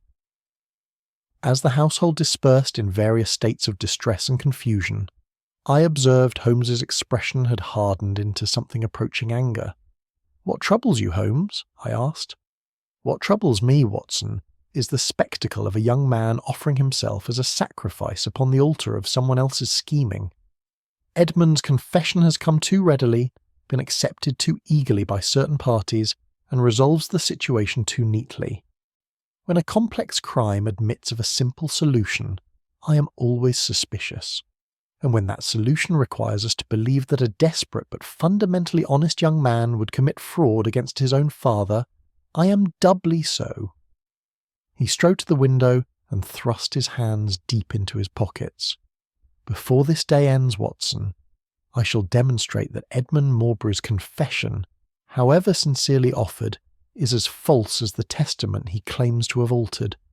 And when I do so, the true author of this deception shall stand revealed. Chapter 8. The Reinforced Error. Inspector Hopkins arrived shortly after midday, his trap having made difficult but ultimately successful passage through the melting snow. He was a keen young officer whom Holmes had assisted on several previous occasions, and he greeted us with that mixture of professional respect and personal regard which characterized their relationship. Mr. Holmes, Dr. Watson, said he, stamping the snow from his boots in the entrance hall. I came as soon as your message reached me. I understand there has been a serious matter of testamentary fraud. Alleged fraud, Holmes corrected. The situation is considerably more complex than it may first appear. Come, Inspector, I shall acquaint you with the particulars, and then we shall conduct a final examination of the evidence." We retired to the drawing room where Holmes outlined the events of the past 2 days with his characteristic precision. Hopkins listened attentively, occasionally making notes in the small book he carried for such purposes. When Holmes described Edmund's confession, the inspector's eyebrows rose in surprise. The son confessed to altering his father's will. That simplifies matters considerably, though it is a sad business nonetheless. "It would simplify matters," said Holmes, "if the confession accorded with all known facts. Unfortunately, it does not. Before we proceed to arrest anyone, Inspector, I should like you to witness a reconstruction I shall conduct this afternoon. I believe it will prove illuminating." Hopkins agreed readily enough, though I could see he thought Holmes was making unnecessary complications of a straightforward case. I had observed this reaction before in officials who had not yet learned to trust my friend's methods completely. Our conversation was interrupted by Mrs. Whitcomb, who appeared with evident distress written across her features. "Mr. Holmes, I must speak with you immediately. I found something in Mr. Edmund's chamber that I believe you should see." We followed her upstairs to Edmund's room, where she led us to the wardrobe. From behind a stack of folded linens she withdrew a pair of gloves. Even from a distance I could perceive the dark stains upon the fingers. "Ink, Mr. Holmes," said Mrs. Whitcomb quietly. "Fresh ink stains, and the gloves hidden where they would not be found during normal cleaning. I discovered them only because I was conducting a thorough inventory of the household linens." Hopkins examined the gloves with professional interest. "This is damning evidence, Mr. Holmes. If these gloves show ink stains matching the amendments to the testament, it corroborates young Morbury's confession in every particular." Holmes took the gloves and studied them minutely. "The stains are indeed fresh," said he. "No more than 2 or 3 days old, I should judge, and the ink appears to be of the blue-black variety we have observed on the altered document." "Then surely this settles the matter," said Hopkins. "We have confession, motive, opportunity, and now physical evidence linking the accused to the crime." "So it would appear," Holmes replied, though his tone suggested something quite different from agreement. "Mrs. Whitcomb, I am grateful for your diligence. Inspector Hopkins, if you would be so kind as to retain these gloves as evidence, I shall explain their significance during my reconstruction this afternoon." After the housekeeper had departed, Hopkins turned to Holmes with evident confusion. "You do not seem convinced by this evidence, Mr. Holmes, yet it appears conclusive to me." "That is precisely what troubles me, Inspector. Evidence that appears conclusive is often evidence that has been arranged to appear so. Consider, Edmund confesses to the alterations. Shortly thereafter, ink-stained gloves are discovered in his chamber. The gloves were hidden, but not so thoroughly that a competent search would fail to discover them. The ink matches the amendments. Every element aligns perfectly with the theory of Edmund's guilt. And you find this alignment suspicious? I find it convenient. Too convenient. In my experience, these genuine criminals are rarely so cooperative as to confess their crimes and then leave incontrovertible physical evidence lying about where it may be easily discovered." Hopkins shook his head with a slight smile. "You see complications where simpler men see solutions, Mr. Holmes. But I shall await your reconstruction with interest. If you can demonstrate Edmund Morbury's innocence despite his confession, and this evidence, it will be a remarkable achievement even by your standards." The afternoon found the entire household assembled once more in Sir Alister's study. The room had been restored to its condition on the night of the incident, with the testament lying upon the desk and the fire burning low in the grate. Holmes had insisted that everyone be present, including the servants, and we stood crowded together in an atmosphere thick with tension and expectation. Sir Alister sat in his customary chair, looking older and more fragile than when we had first arrived. Edmund stood beside Clara, their hands clasped in defiance of propriety. Mr. Dent maintained his position near the door, his expression neutral, but his posture suggesting readiness to depart at the first opportunity. Captain Fisk leaned against the bookshelf, his weathered face troubled. Mrs. Whitcomb and young Thomas stood respectfully to one side, while Inspector Hopkins had positioned himself where he could observe all present. Holmes stood before the fireplace, his hands clasped behind his back, and surveyed the assembled company with that penetrating gaze which seemed to read the innermost thoughts of all present. "I have gathered you here," he began, "to demonstrate how the apparent alterations to Sir Alister's testament were accomplished. We have been presented with what appears to be an impossible crime. A document was altered in a locked room. The perpetrator entered and departed while leaving no trace of their passage. Yet I assure you all that impossibility is merely complexity misunderstood." He moved to the window and gestured toward the latch. "When Dr. Watson and I first examined this room, I noted that frost on this window latch had been disturbed from the inside. Not from outside, as would occur if someone had attempted entry, but from the inside, as though someone had touched it recently while the window remained closed." He demonstrated the observation, running his finger along the metal surface. Why would someone touch a window latch without opening the window? The answer becomes clear when we consider the purpose. The latch was touched not to open the window, but to verify that it remained closed and that the frost outside was undisturbed. Someone wished to ensure the appearance that no entry had been made through this window. Moving to the fireplace, he stirred the ashes with the poker, as he had done previously. The fire in this grate burned not merely to warm the room, but to destroy evidence. Among these ashes we find fragments of burned paper, specifically document paper bearing testamentary language. Someone used this fire to burn portions of a will. He turned to face Sir Alister directly. "Yet the coal scuttle was unusually full when we discovered you unconscious. Mrs. Whitcomb had filled it the previous afternoon, and no servant brought additional coal that evening despite the bell Miss Hastings heard ring. Why was coal not needed if the fire had been burning continuously? The answer is that the fire had not been burning continuously. It had been allowed to die down, then was rekindled for a specific purpose." Sir Alister's face had grown pale, and I saw his hands grip the arms of his chair with sudden force. Holmes continued relentlessly. "The study clock was 5 minutes slow. I verified this against multiple timepieces. Yet no one mentioned this discrepancy. Why? Because the clock was deliberately slowed to create confusion about the timing of events. If the clock showed 10 o'clock when it was actually 5 past, anyone relying upon it would believe events occurred earlier than they did." He crossed to the desk and picked up the testament. "The amendments to this document were made with ink that does not match the bottle on this desk. Mr. Dent carries ink of precisely the matching shade in his travelling case, yet he claims this is mere coincidence, as solicitors commonly carry their own writing materials." Mr. Dent's composure had begun to crack. "Mr. Holmes, if you are suggesting—" Holmes held up his hand.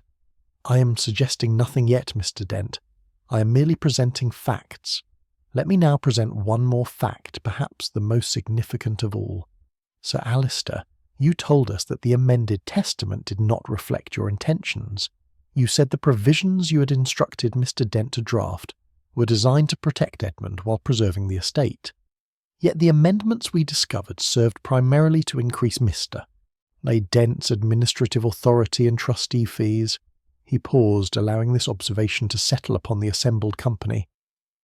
"There is a simple explanation for this discrepancy. The testament was altered not once, but twice. The first alteration was made by someone who understood Sir Alister's actual intentions and sought to subvert them for personal gain.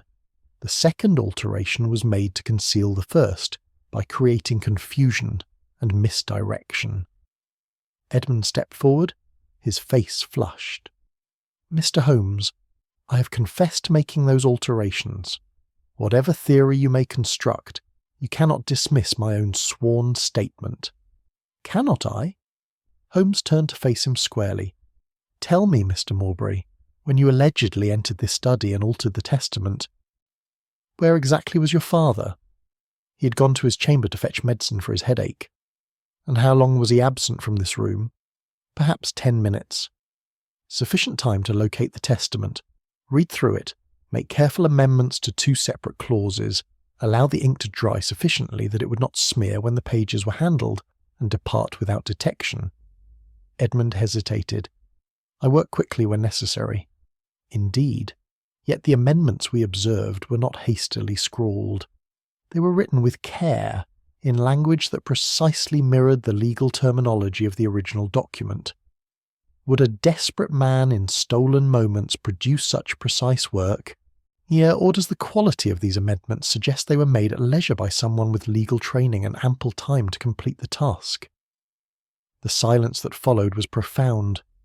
I saw understanding begin to dawn on several faces, though others remained confused by Holmes's line of reasoning.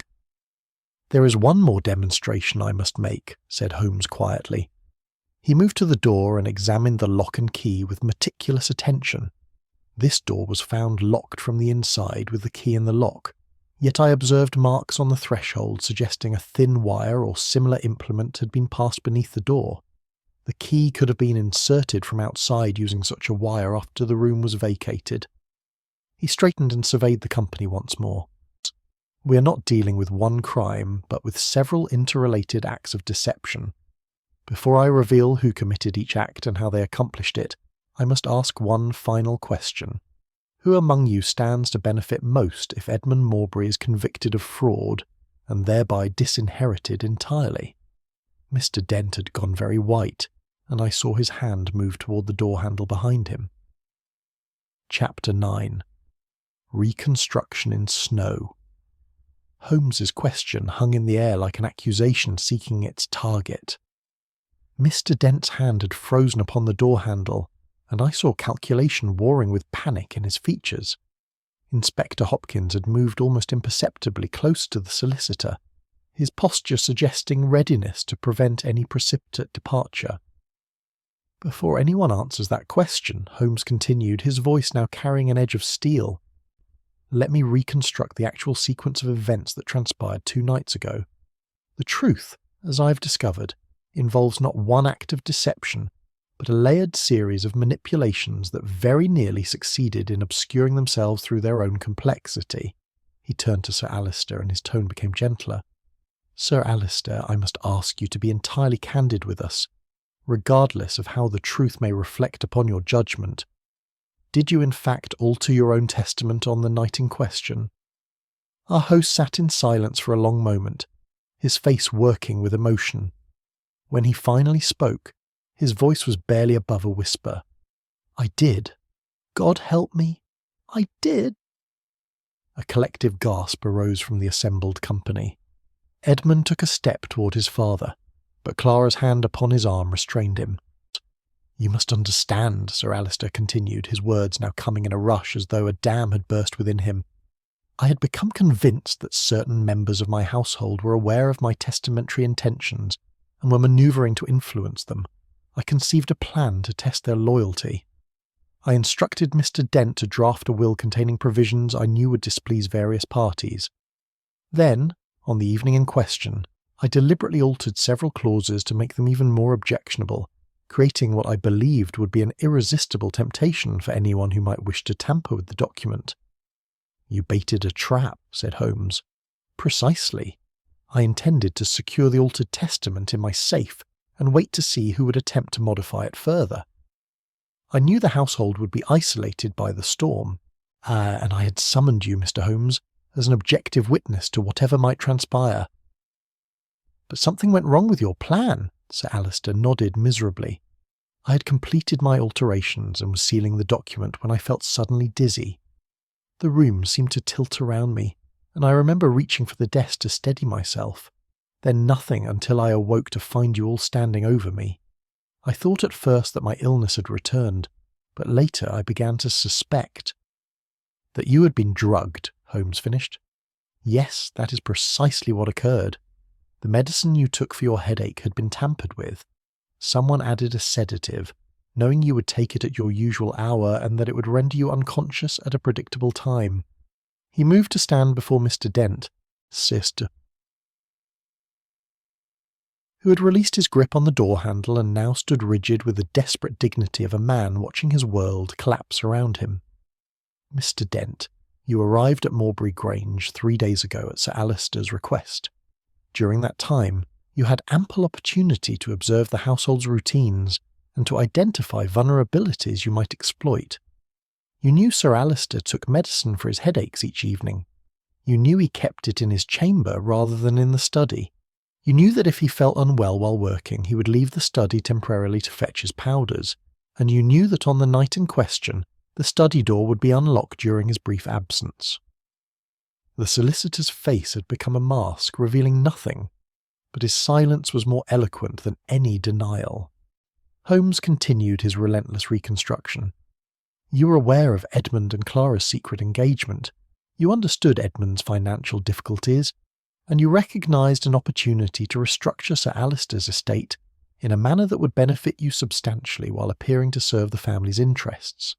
But you needed Sir Alistair to be absent from the study long enough for you to examine the testament and make your own amendments to whatever provisions he had established. "The bell!" I interjected, suddenly perceiving the pattern. Clara heard a bell ring, but no servant answered it. Dent rang the bell himself to ensure Sir Alistair would leave the study. Not quite, Watson. Sir Alistair rang the bell as part of his own scheme, intending to summon a servant who would witness that he was alone and working undisturbed.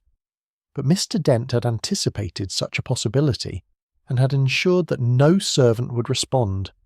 He had sent Mrs. Whitcomb on an errand to the far end of the house and intercepted young Thomas with instructions that kept him occupied elsewhere. The bell rang, but Sir Alistair, finding no servant appeared, proceeded to his chamber to fetch his medicine personally. Holmes turned back to Dent. During Sir Alistair's brief absence, you entered the study. You found the testament lying on the desk, already altered by Sir Alistair's hand. You read through it quickly and perceived immediately that his changes were a test designed to provoke a response. You also perceived that the test presented you with an opportunity. But if you could make your own alterations and ensure that suspicion fell elsewhere, you might achieve your objective while avoiding detection entirely. But how did Dent know Sir Alistair would be unconscious long enough to make the alterations at leisure? Asked Hopkins. Because he had already arranged it. The medicine Sir Alistair took contained not merely its usual ingredients, but a measured dose of chloral hydrate. I confirmed this by examining the powder remaining in Sir Alistair's chamber. The sedative would take effect within 20 to 30 minutes of administration, giving Dent time to complete his work and depart before Sir Alistair collapsed. Sir Alistair's face had gone ashen. Then my collapse was not natural? I was deliberately drugged? You were, mister. And Dent required you to be unconscious so that you could not immediately raise an alarm when you discovered his amendments. He needed the household to find you incapacitated, the testament altered, and the study locked from within. The confusion this would create would serve his purposes admirably. Holmes walked to the window and gestured at the undisturbed snow below. The window and its untouched snow were meant to suggest that no one had entered from outside. The key left in the inside lock was meant to suggest that no one had entered at all. But as I demonstrated, the key could have been inserted from outside after Dent departed, using a wire passed beneath the door. The marks of such a wire remain visible on the threshold to anyone who examines it closely. But the slow clock, I said. How does that feature in the scheme? The clock was slowed earlier in the day, probably during one of Dent's legitimate visits to the study, to discuss the testament with Sir Alistair. Its purpose was to create confusion about the timing of events. If witnesses consulted the study clock, they would believe events occurred earlier than they actually did, which would affect everyone's alibis and create additional misdirection. Holmes now stood directly before the solicitor, and his voice carried absolute certainty. Mr. Dent, you made amendments to Sir Alistair's testament that served your interests under the guise of serving the families. You transferred administrative control to yourself as trustee. You arranged for substantial fees to be paid from the estate, and you did all of this while Sir Alistair lay unconscious, rendered so by drugs you had administered. Moreover, you did so with knowledge that Sir Alistair himself had altered the testament, which means you were subverting not merely his original intentions, but his deliberate test of the household's integrity. Dent's composure finally shattered. It was all for nothing, he burst out, his face contorted with anger and frustration. A lifetime of service to this family, watching them squander their patrimony through incompetence and extravagance. I saw an opportunity to ensure the estate would be properly managed, to preserve what remained of it for future generations. Yes, I would have benefited, but so would they. Edmund would have received steady income without the ability to dissipate the capital. The charities would have been properly funded. Everything would have been managed efficiently and honestly. Except, said Holmes coldly, it would have been managed without Sir Alister's knowledge or consent. You presume to substitute your judgment for his, to override his testamentary freedom with your own preferences. That, Mr. Dent, is fraud, regardless of whatever noble motives you may claim. Inspector Hopkins stepped forward. Mr. Percival Dent, I am placing you under arrest for fraud, and for administering noxious substances with intent to harm. You will accompany me to the village, where formal charges will be prepared. But Holmes held up his hand. One moment, Inspector. There remains one element of this case that requires explanation. Mr. Dent did not act entirely alone in his scheme. Though his accomplice may not have fully understood the role being played, he turned to Edmund, whose face reflected utter confusion. Mr. Morbury, when did you first conceive the idea that you might have altered your father's testament? Edmund struggled to answer. It seemed obvious once I thought about it. My financial difficulties, my opportunity, the alterations that served my interests. Mr. Dent suggested that perhaps I had acted without fully remembering doing so, that the stress of my circumstances might have caused me to behave in ways I could not later recall. Mr. Dent planted the idea of your guilt, said Holmes. He knew that if you believed yourself responsible, you might confess to protect Clara from scrutiny. Your confession would serve his purposes admirably. It would direct attention away from him. It would ensure the altered testament remained in effect, since you were confessing to creating provisions that actually served his interests, and it would position him as the neutral professional managing a tragic family situation. The ink-stained gloves, I said, sudden comprehension dawning. Dent placed them in Edmund's chamber to reinforce the false confession. Precisely, Watson. The gloves were discovered at precisely the moment when they would do the most damage, after Edmund's confession, but before Inspector Hopkins could conduct a thorough investigation. They were meant to transform suspicion into certainty, to close off any avenue of inquiry that might lead back to the true perpetrator. Dent sagged against the doorframe, and I saw that whatever fight had remained in him had now drained entirely away. I meant no harm to Sir Alister, he said quietly. I gave him only enough sedative to render him unconscious for an hour or two. I thought he would wake naturally, and believe he had simply fallen asleep while working. The alterations would have been discovered later, suspicion would have fallen on Edmund, and I would have been positioned to mediate the family crisis. It was meant to be bloodless, efficient, and ultimately beneficial to all parties. Except that you violated the fundamental trust placed in you as legal counsel, said Holmes, and you attempted to destroy an innocent man's reputation to conceal your own crimes. Those are not the actions of someone concerned with the family's welfare, Mr. Dent. They are the actions of a man placing his own interests above every principle of honour and duty. Hopkins produced handcuffs from his pocket. Come along, Mr. Dent. You'll have opportunity to explain your motives to the magistrate. As the inspector led the solicitor away, Sir Alister rose from his chair with visible effort. Edmund, he said, his voice breaking, I owe you an apology that words cannot adequately convey. I doubted your integrity. I set a trap that nearly destroyed you. I allowed my suspicions to poison what should have been natural trust between father and son. Edmund crossed the room and embraced his father, and I saw both men weeping without shame. Clara moved to join them, and Sir Alister extended his hand to her with a smile that transformed his careworn features. Miss Hastings, I gather I have been remiss in not recognising what was evident to others. If my son has chosen you, then he has chosen well, and you have my blessing and my apology for having been blind to what was occurring under my own roof. The tension that had gripped the household for days seemed to dissipate like morning fog before the sun. Captain Fisk cleared his throat gruffly and suggested that such a resolution called for a toast, while Mrs. Whitcomb bustled off to prepare tea with the air of one who has witnessed great drama and survived to restore proper domestic order.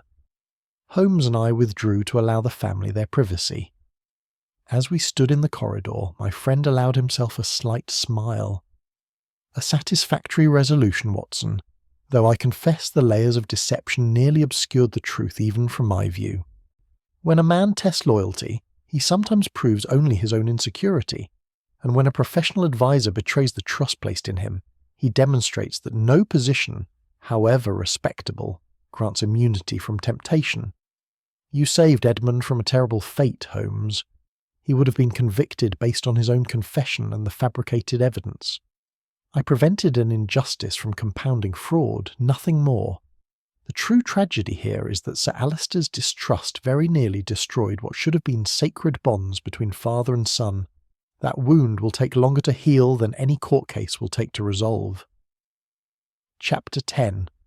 Order Restored. The following morning dawned clear and bright, the last traces of the storm having vanished as though they had never been. The roads had become passable overnight, and already one could hear the sound of carriages moving along the lane that led to the village. The isolation that had seemed so absolute only days before had lifted, and with it, much of the oppressive atmosphere that had pervaded Morbury Grange.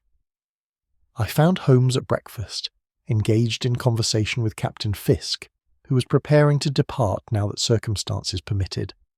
The captain was expressing his admiration for Holmes's deductive methods with the forthright enthusiasm of a military man who appreciates efficiency and results. "I confess, Mr. Holmes, I saw nothing but confusion in all those details you accumulated. The clocks and the windows and the coal scuttles seemed to me merely the clutter of domestic life. That you could perceive in them a coherent pattern of deception quite astonishes me." Holmes accepted the compliment with a slight smile. "The difficulty, Captain Fisk, lies not in observing details, but in distinguishing significant details from insignificant ones. Most men see everything and notice nothing. The art of detection consists in training oneself to recognize which observations matter and how they relate to one another." After the captain had taken his leave, Holmes and I walked together through the grounds of Morbury Grange. The snow lay crisp and unmarked save where the servants had cleared paths, and the winter sun lent the landscape a crystalline beauty that seemed far removed from the dark events we had recently witnessed. "I have been considering the moral dimensions of this case," said Holmes as we walked. Sir Alister's actions, while not criminal in the legal sense, were profoundly misguided. He allowed suspicion to poison his relationship with his son, and in attempting to test loyalty, he created the very circumstances that nearly destroyed it. Yet his intentions were not malicious, I observed. He sought only to protect himself and his estate from those who might seek to manipulate him. Intentions, my dear Watson, are a poor measure of morality when the consequences of actions are so manifestly harmful. Sir Alister's test was predicated upon distrust, and distrust, once introduced into a family, spreads like a contagion. Edmund felt it and responded with secrecy regarding his engagement. Clara felt it and concealed her affections. Even loyal Mrs. Whitcomb must have sensed the atmosphere of suspicion that pervaded the household. We paused beside a stone wall that overlooked the valley below, where the village could be seen nestled among the white fields. Holmes continued his reflection in that philosophical vein which he occasionally adopted when a case had touched upon fundamental questions of human nature. Mr. Dent's crime is clear enough. He betrayed the professional trust placed in him. He administered drugs with criminal intent, and he attempted to destroy an innocent man's reputation to conceal his own misdeeds. Yet I find myself troubled by the question of whether his crime would have been possible had Sir Alister not first created an environment where such betrayal could flourish. "You cannot hold Sir Alister responsible for Dent's choices," I protested. "No, each man must answer for his own actions. But I can observe that when a man tests those around him, he often discovers not their true nature, but merely his own capacity for suspicion. Had Sir Alister trusted his son, spoken openly about his concerns, and sought honest counsel rather than elaborate stratagems, this entire tragedy might have been avoided. We returned to the house to find Sir Alister waiting for us in the drawing room. He appeared much restored in both health and spirits, though I detected in his manner a new humility that suggested recent events had affected him profoundly. "Mr. Holmes, Dr. Watson," said he, rising to greet us, "I wish to speak with you before your departure. I have spent much of the night in contemplation, and I find myself in need of your counsel on a matter that extends beyond the immediate resolution of Mr. Dent's crimes." Holmes gestured for him to continue, and we seated ourselves to hear what he had to say. "I have decided to destroy the testament that has caused such difficulty, and to draft an entirely new document with the assistance of a different solicitor, one recommended by my London bankers. But more importantly, I have resolved to involve Edmund directly in all decisions regarding the estate's management. He is my heir, and it is time I trusted him with the knowledge and authority that should rightfully be his." "A wise decision," said Holmes, "though I would suggest you go further still. Speak openly with your son about your fears and concerns. Allow him to demonstrate through action rather than test what his character truly is. You may find that honest communication proves more reliable than any amount of surveillance or stratagem." Sir Alister nodded gravely. "You are right, of course. I have learned at considerable cost that suspicion breeds only further suspicion, while trust, though it carries risks, at least offers the possibility of genuine relationship." He paused, then continued with evident emotion. "I owe you both a debt I can never fully repay. You have saved my son from disgrace and perhaps imprisonment. You have exposed treachery I might never have discovered on my own. And perhaps most valuably, you have held up a mirror that shows me my own failings with uncomfortable clarity. We have done only what any man of conscience would do when confronted with injustice," said Holmes, "though I will accept payment of our professional fees and expenses, which I trust will not be inconsiderable given the urgency and isolation of the case." This practical observation brought a smile to Sir Alister's face, and we proceeded to discuss the arrangements for compensation with the same attention to detail that had characterized Holmes's investigation. It was a reminder that even in matters of moral significance, the prosaic business of life must be attended to with due diligence. Edmund and Clara joined us for luncheon. And I was gratified to observe the ease that had developed between father and son now that secrets had been dispensed with and trust established. Edmund spoke knowledgeably about improvements he wished to make to the estate, and Sir Alister listened with genuine interest rather than the suspicious attention he might previously have employed. Clara presided over the meal with quiet grace, and it was evident she would prove an excellent mistress of Morbury Grange when the time came for her marriage to Edmund. As Holmes and I prepared to depart in the early afternoon, Sir Alister presented us with a letter of commendation that spoke warmly of our services and invited us to return whenever we might find ourselves in Derbyshire. Mrs. Whitcomb had packed a substantial hamper of provisions for our journey, and pressing it upon us with the insistence of one who believes travellers cannot be trusted to feed themselves adequately.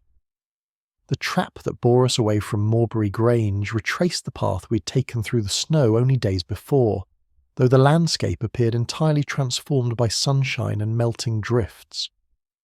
As the house receded behind us, Holmes settled back against the cushions with an expression of satisfaction.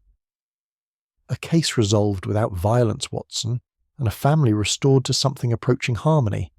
Such outcomes are rare enough in our profession that we may take legitimate pleasure in this one." "You demonstrated remarkable patience in unravelling such a complex tangle of deception," I said. "Lesser men might have accepted Edmund's confession and considered the matter closed." "The temptation to accept simple solutions is always present, Watson. It requires discipline to resist it, to continue probing until one is certain that the truth has been fully revealed. In this case, the very neatness of Edmund's confession aroused my suspicions. Genuine crimes are rarely so cooperative as to tie themselves up in tidy packages." He was silent for a moment, gazing out at the passing countryside, then continued in a more reflective tone. "What troubles me most about this case is not Mr. Dent's betrayal, reprehensible though it was, but Sir Alister's willingness to suspect his own son without cause. The damage that unfounded suspicion can inflict upon the closest relationships is perhaps more profound than any fraud or theft. Yet they have reconciled, I pointed out. Surely that suggests the damage was not irreparable. In this instance, perhaps not. But I wonder how many families are less fortunate, where suspicion, once introduced, festers and grows until it destroys all possibility of trust. It is a lesson worth remembering, Watson. When we doubt those closest to us without just cause, we often create the very betrayals we fear. As our trap carried us toward the railway station, I found myself reflecting on the events we'd witnessed and the insights Holmes had drawn from them. The case of the Altered Testament had begun as a puzzle of locked rooms and impossible crimes, but it had concluded as a meditation on trust, suspicion, and the complex dynamics that govern human relationships even in the most respectable households. When I came to record these events in my journal that evening, sitting once more in the familiar comfort of our Baker Street lodgings, I found myself troubled by the question of how to present them. The mechanics of the crime were clear enough, and Holmes's deductions had been characteristically brilliant. Yet the deeper significance of the case lay not in the cleverness of its solution, but in the human failing it exposed.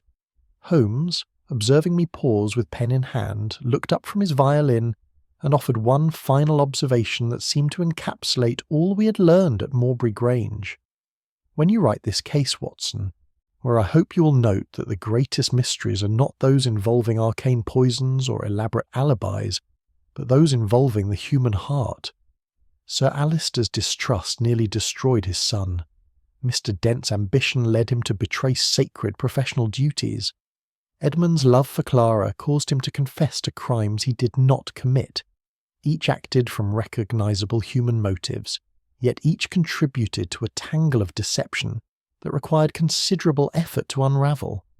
And the moral of the tale, I asked? That truth is rarely hidden by complexity alone, Watson, but by assumption. We assume those closest to us are trustworthy or treacherous, based on incomplete evidence. We assume confessions are true because accepting them is easier than questioning them. We assume impossible crimes are impossible rather than merely improbable. For the discipline of observation consists not merely in seeing clearly, but in questioning what we think we see. He returned to his violin, drawing from it a melancholy air that seemed to capture something of the sadness that had pervaded our recent investigation. Outside our window, London pursued its endless course of commerce and crime, indifferent to the dramas that unfolded in its midst or in the remote estates of Derbyshire. I completed my record of the case and filed it among the others, knowing that it would stand as testament not merely to Holmes's deductive powers, but to the enduring truth that our greatest battles are often fought not against external enemies, but against the doubts and suspicions we harbour within ourselves. The Altered Testament had been redrafted properly and would soon be executed without drama or deception. The household at Morbury Grange would go forward with renewed trust and honest communication. And in our lodgings in Baker Street, Sherlock Holmes and I would await the next summons, the next puzzle, the next opportunity to bring clarity to confusion and justice to those who had been wronged. Such is the endless cycle of our profession, and such are the rewards, both tangible and intangible, that make it worthy of a lifetime's devotion.